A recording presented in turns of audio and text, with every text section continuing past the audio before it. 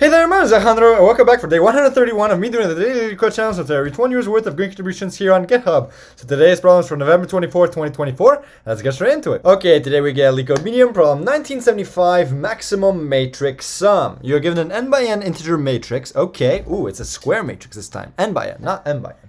You can do the following operation any number of times. Okay. Choose any two adjacent elements of the matrix and multiply each of them by -1. Okay. Any two adjacent elements and multiply. Okay. Two elements are considered adjacent if and only if they share a border. Okay. Your goal is to maximize the summation of the matrix's elements. Return the maximum sum of the matrix's element using the operation mentioned above. Okay, example 1. 1 and -1. Wait, 1 and -1? Oh, you could have made these both negative so you could get rid of two negatives here. Okay, I was going to think of something else right off the bat. Okay, and you make these all ones. That's very interesting. Okay, I love when they give examples like this because, okay, I already had something right off my mind, which is like, okay, whenever you can do two elements, you know, if the bigger one is positive and the small, or like, you know, if the one that would have been bigger is like negative and the other one positive, then change and so on. But like, here's a case where you can actually, okay, swap these two, so you can swap these two and actually make everything positive. That's very, very interesting. Okay. Right. And so here it's like, okay, so what does this mean? If they share a border, what does that mean? Two elements are considered, oh, they share, so like they're literally, you know, adjacent. So they share one of the, okay. So it's like actually the definition of adjacent. Not like border as in like, you know, border of the matrix. Okay. So yeah, so you make the -2 and -3 here. Interesting. Or it's like, yeah, I mean, like, is it always going to be the case if you have like two negative numbers, you always want to do it, blah, blah, blah, or like, you know, okay, like example 1 is like kind of telling, right? Where it's like you're able to actually make everything positive, kind of like a game, which is actually pretty cool, right? That's actually kind of cool. Okay, by the way, for context, so I'm solving this problem at 4:25. Me and my friends are going to get a Japanese barbecue, and I'm getting picked up in literally 1 hour. So hopefully I can finish this within an hour's time. Although this seems like, okay, like your goal is to maximize. Okay, so usually when you have to maximize something, you can rely on something like dynamic programming, divide and conquer, or a greedy algorithm. I'm looking at this problem, it's like not immediately obvious what to do, right? I had an idea already as I was reading the problem of like, you know, maximum and minimum number, like look at two numbers and it's like if one is negative then blah blah blah. Okay, so there is two hints if we need to look at those later on. Acceptance rate of 50%, so people are able to do this. Interesting. Okay. So it's like this is quite clever, right? How do you know if you're able to reach? Oh, okay. There's gonna be a pattern, right? So like first of all, if like two numbers are directly adjacent, that makes a lot of sense. If two numbers, so if I have, you know, -1, a 2, and a -3, then I can make these negative. So I can make this negative and this here, and then I can make both of these unnegative. Okay. So if two negative numbers, okay. So if two negative numbers are in same row, I can make them positive. And similarly, it's going to be the same thing with columns, right? Likewise, if two negative numbers, also, wow, okay. It actually hurts to type. I think I explained, like I went rock climbing and so on, and like my forearms are kind of destroyed, but so are my fingers. And right now, oh my gosh, I actually feel the pain in my fingers. It's like, ooh, okay, wait, that hurts. Oh, okay. It's like, yeah, pulling is, yeah, pulling kind of hurts a bit. I'm not gonna lie. So yeah, my fingers are kind of okay. It hurts to type. I'm not gonna lie. So I'll try to type as least as I can then. If two negative numbers are in same call, can make them positive. Negative numbers are in same call.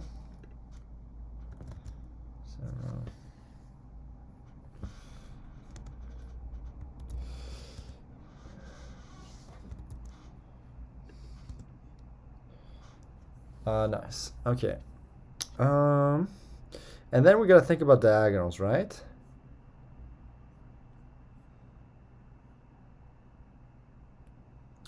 Oh, maybe that's okay. So like, for example, like yeah, so like these are diagonally, but what if they're separated by a lot, right? So if I have x, so if I have a, b, negative c, d, e, f, g, h, I, and this is negative, right? Let's put these guys, let's give everyone some space, right? Let's give everyone some space. So yeah, let's just put a plus sign if they're negative or positive, right? Let's just make this clear. This is a plus, this is a plus. We'll put an extra space here, right?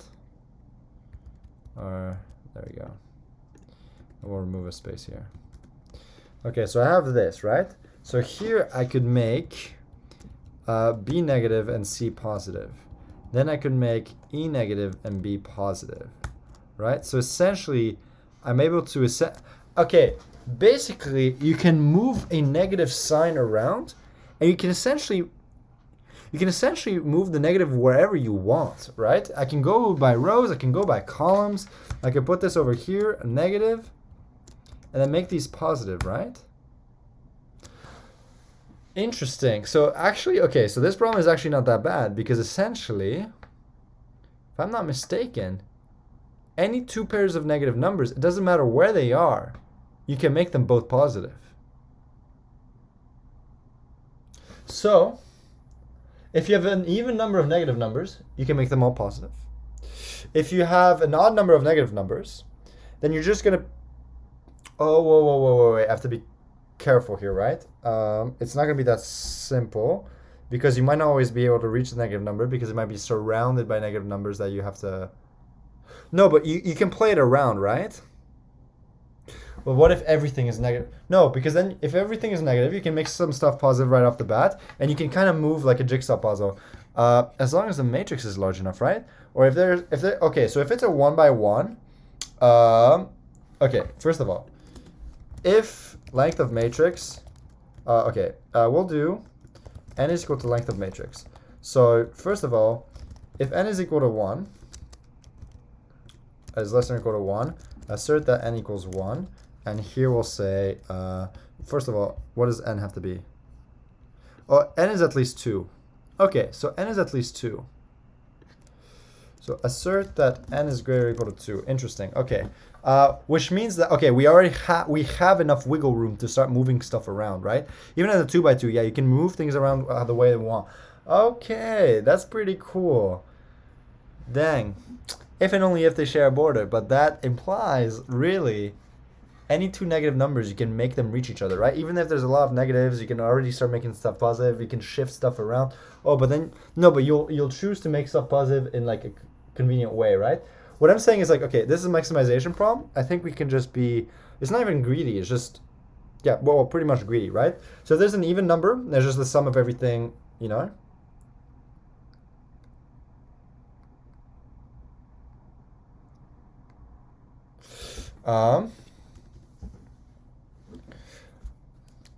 Odd negative numbers is equal to false. Smallest negative. We also gotta be careful, right? Actually, we want the largest negative, right?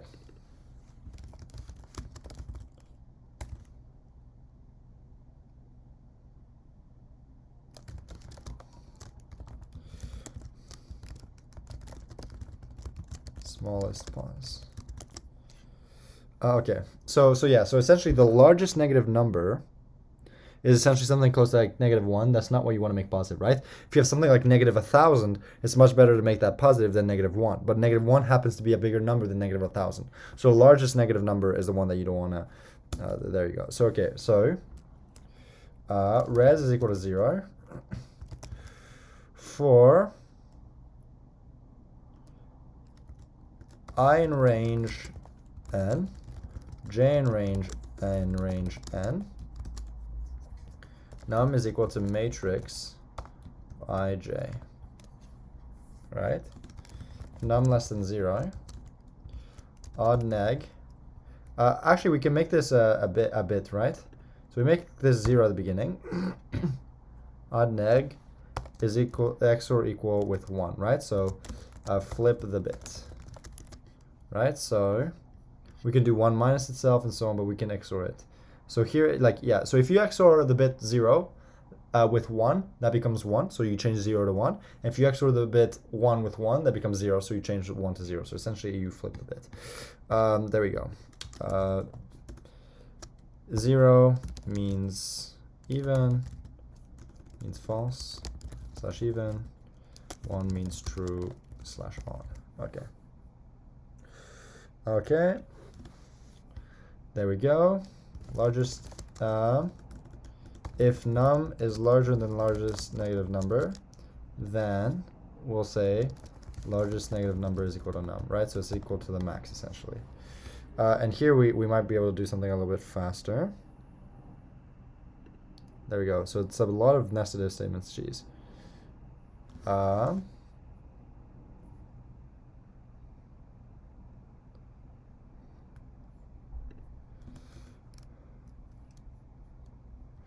Res minus or equal to num. Else, res plus or equal to num.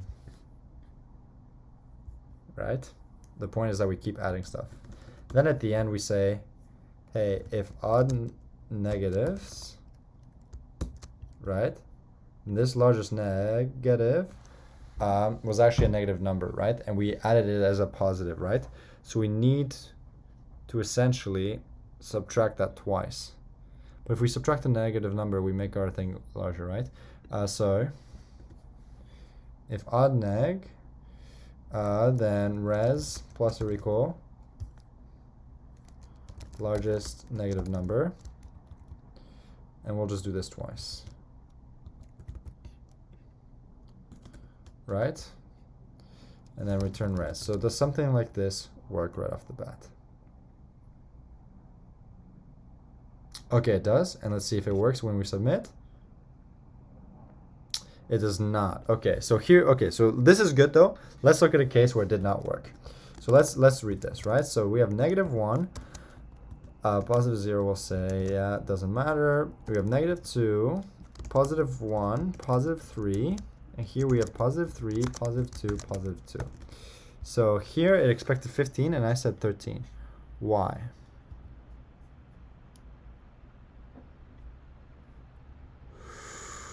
Ooh, I can treat a 0.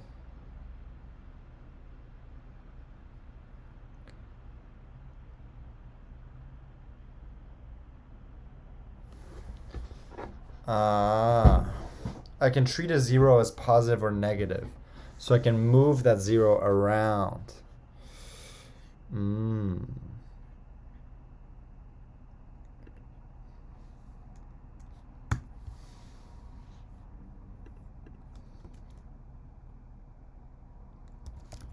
Zero equals false.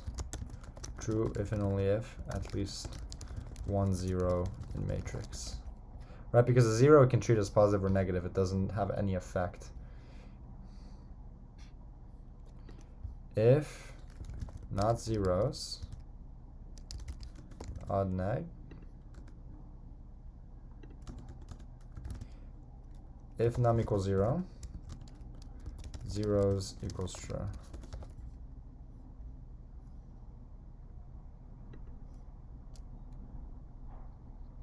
Yeah, so we make that case true. Okay, so now we fail another case. So let's see why we fail this one. So this is +2, +9, +3, +5, +4, -4, +1, +7, +1. So here I'm underestimating. Okay, so one thing's got to be negative for sure, right?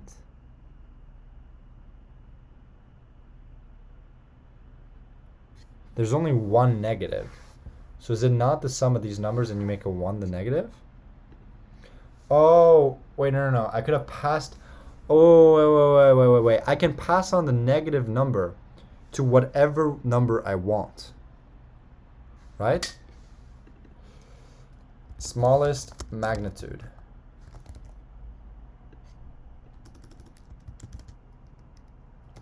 I.e. number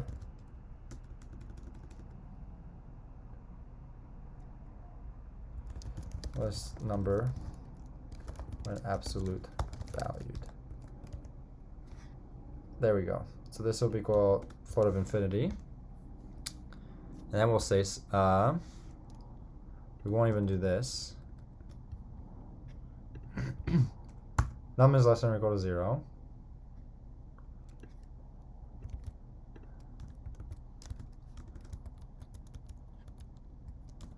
If num equals 0, 0 equals true, equals true.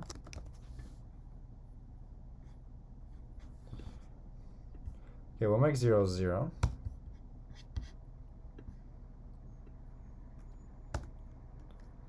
Zeros will be or equal with num equals 0. There you go. That will be, it'll be 1. Not zeros. And on negative numbers, then yeah. Whereas plus or equal to 2 times largest negative number. But not even that, right? So smallest magnitude. Minus or equal to 2 times smallest magnitude. And so now what we're going to say is, hey,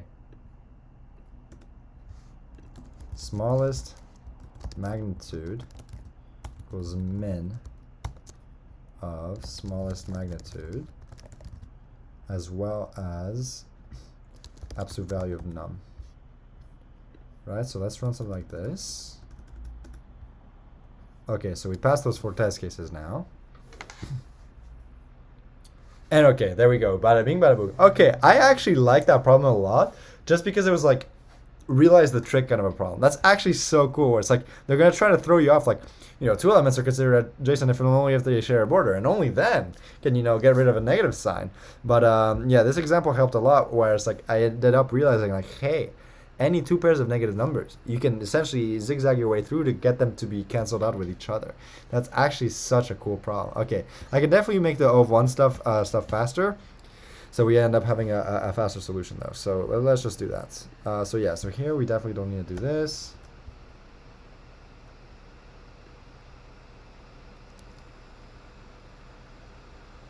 So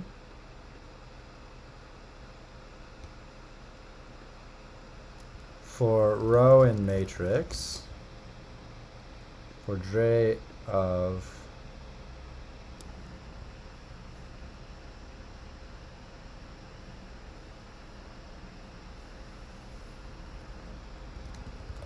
for num in row, there we go. Can we do something like that?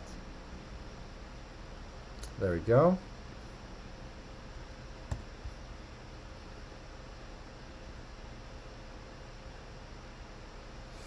So n is equal to length of matrix. Do we use n anywhere? Nope, like that. So we do not. Smallest magnitude. Which we know is really just, yeah, like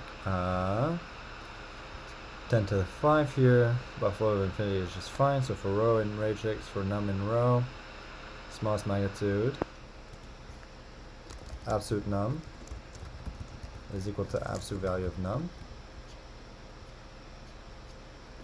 Magnitude is equal to absolute value of num. If magnitude less than smallest magnitude, I will say smallest magnitude equals magnitude. We can do it this way, magnitude. If it's larger than magnitude, then it becomes a smaller one. That's more readable.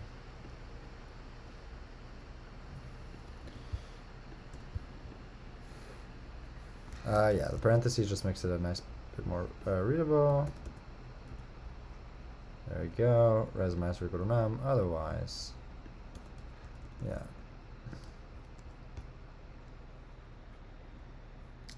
But here we can just do res plus or equal to magnitude.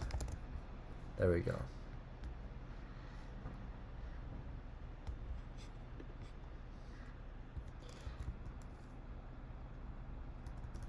Yep.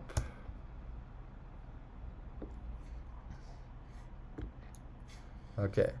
So this should make things a little bit faster in terms of the asymptotic complexities. Maybe the absolute value function, there we go, and so on. So yeah, let's submit this and see if it's a little bit faster now.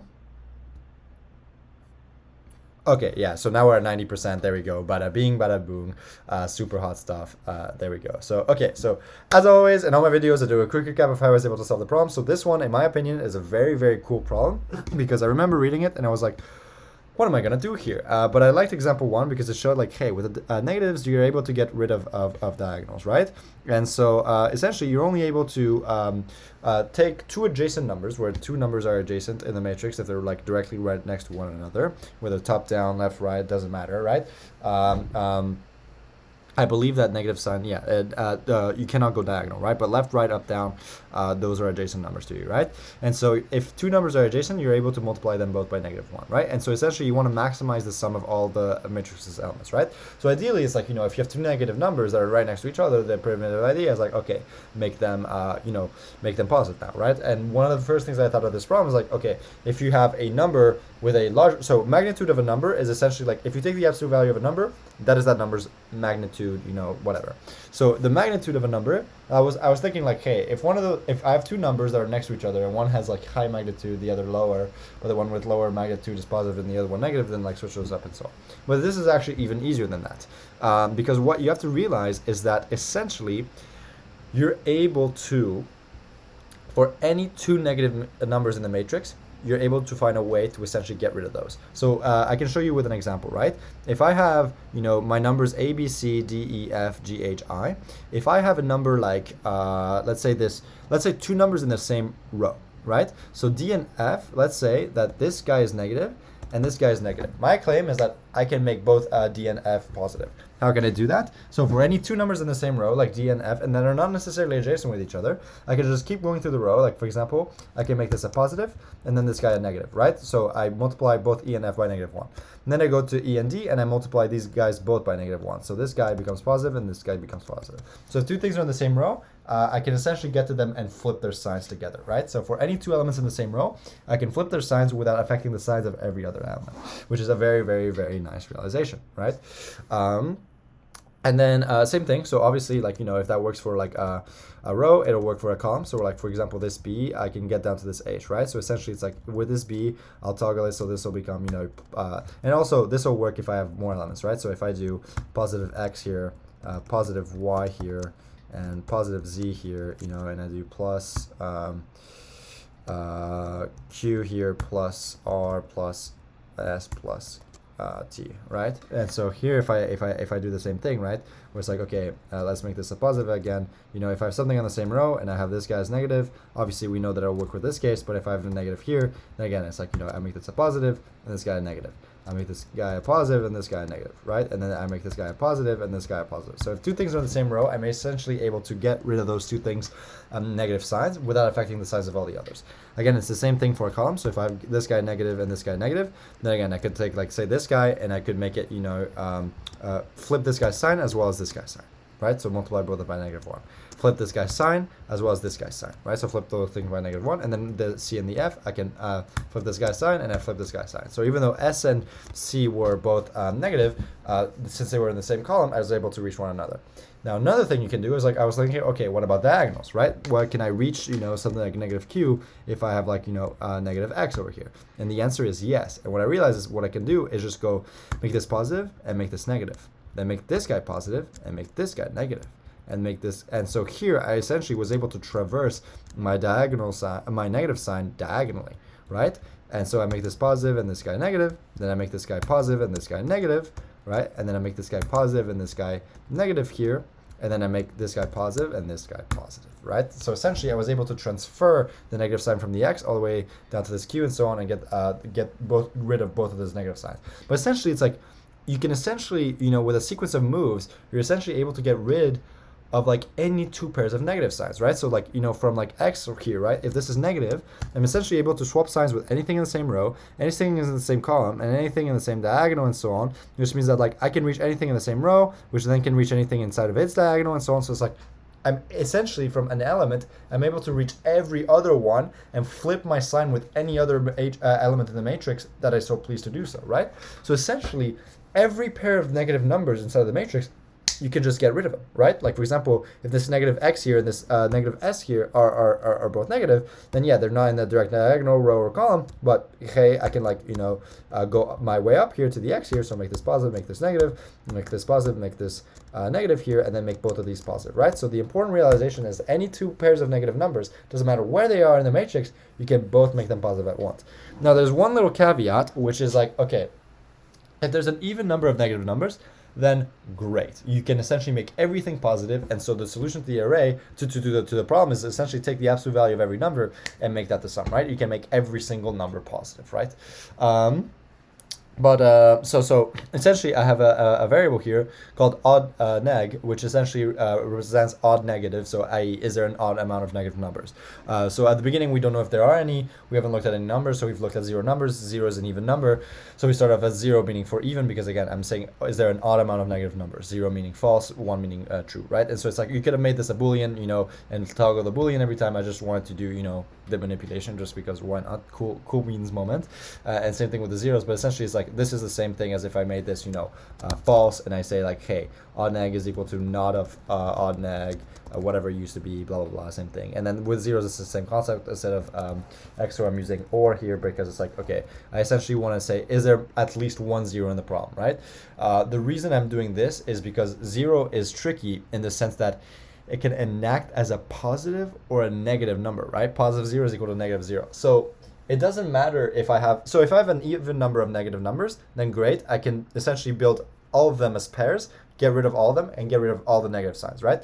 Now, if there's an odd amount of negative numbers, then I have to get rid of something, right? But hey, I can translate that negative sign to any number I want. So essentially, I'm going to give it to the number with the smallest magnitude, right? So like it'll be 1, 2, 3, 4, 5, whatever is the smallest number when you absolute value that number, I will give that number the negative sign because I have the least effect on our final result, right? So essentially, either all the numbers can be made positive or just one must be kept negative if there's an odd amount of negative numbers. But there's still one case where there can be an odd amount of negative numbers and you can still actually make everything positive. And why is that? Because 0 itself can be negative or positive. So if I have at least one 0 in the problem, right? Then it's like, okay, let's think about it. If I have an odd amount of negative numbers, well, I can just give the negative number to the 0, right? That's essentially like what I can do. I can just give it to the 0, and the 0 is like, okay, negative 0 is positive 0. So if I have 0, you can completely get rid of the odd amount of negative numbers part, right? So it's like, it doesn't matter. In fact, actually though, I think I can even get rid of that, right? Because here I'm going to give the negative sign to the smallest magnitude 1 if there's an odd amount of negative numbers, and 0 is the number that will have the smallest magnitude no matter what. So actually I can actually get rid of this 0 stuff. It's just a nice little neat trick that I realized, but actually we can get rid of this because it'll just be that smallest magnitude is 0, so 2 times 0 will not subtract anything. So I think this will still work, right? So if I run this, oh yeah, so 0 is no longer defined, that's my bad. But I think if I do something like this, I can actually kind of get away with it.